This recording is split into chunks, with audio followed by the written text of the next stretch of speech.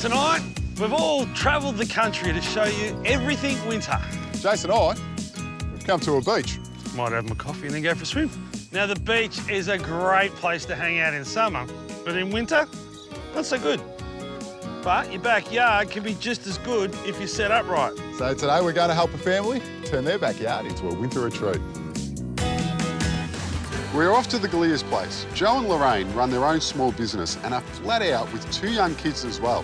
So like many of us, there's not much time left over to deal with the backyard. We've been here for about 12 years. Family's close. Yeah, we're not too far away from our family, so that's a pretty good thing. What isn't a pretty good thing is their backyard. It's pretty bad, unless you count a clothesline as a garden feature.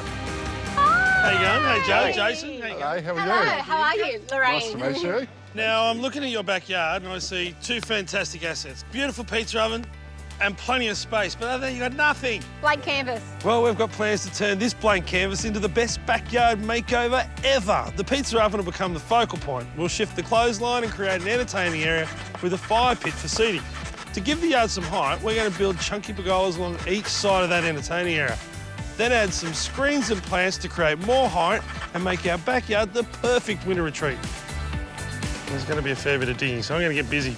So what do you do with yourself, Joe? I'm an electrician, actually, by trade. Fantastic. Do you want to help out in the backyard? What do you Yeah. reckon if we bring some lights down here? Yep. Can do that? Light up real good here to here. Yes, we can, so we can have a disco party. Hey,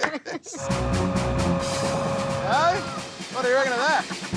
So we're getting rid of the pizza oven, right?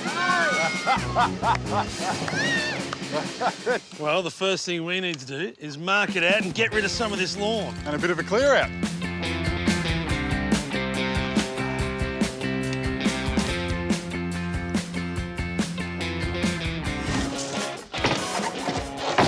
The look we're going for in this backyard is bulky and industrial. Now, I'm going to be making a couple of seats that double up as storage boxes for the timber for the wood fire oven. Now, I've got some 240 by 45 treated pine that's been dressed, so it's nice and smooth.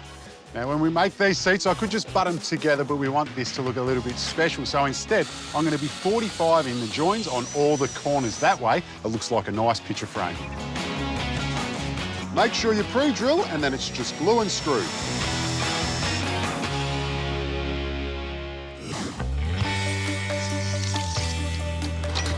Because our winter retreat's going to have crushed granite underfoot, pergolas along the sides and garden beds, we need to get rid of a lot of this lawn.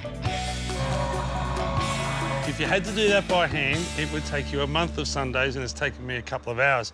Now what I'm doing after the grass is gone is cutting and filling. I want to lower this end and raise that end up. So underfoot it feels like it's level, but I've still got enough fall for rainwater to go away. That means cutting this out with the machine and moving it over to this side and then bringing the road base in. About 100 mil over the whole thing, and at some point, I might let Adam have a go.